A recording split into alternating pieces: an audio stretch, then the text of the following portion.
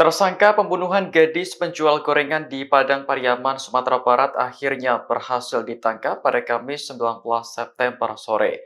Polisi pun bersyukur atas penangkapan ini karena tersangka sebelumnya selalu lolos dari kejaran aparat.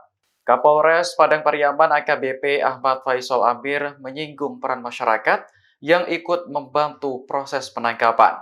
Ia menjelaskan tersangka IS ditangkap saat bersembunyi di sebuah loteng rumah di daerah Kayu Taman. Rumah itu sebelumnya dicurigai oleh warga karena terkunci dari dalam, padahal tidak berpenghuni.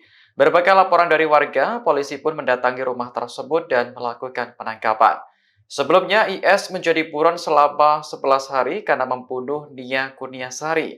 Jasad korban ditemukan terkubur dalam kondisi tanpa busana, tak jauh dari rumahnya pada Minggu 8 September lalu. Saat ini, polisi masih mendalami motif IS membunuh korban. Apakah betul pelaku tertangkap, Komandan? Ya, alhamdulillah kami sampaikan kepada seluruh masyarakat yang turut membantu dalam pencarian tersangka.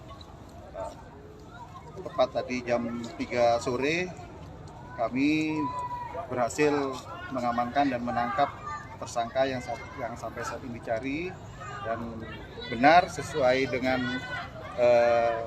pelaku, sesuai dengan identitas dan gambar yang kami miliki dengan saksi-saksi yang ada.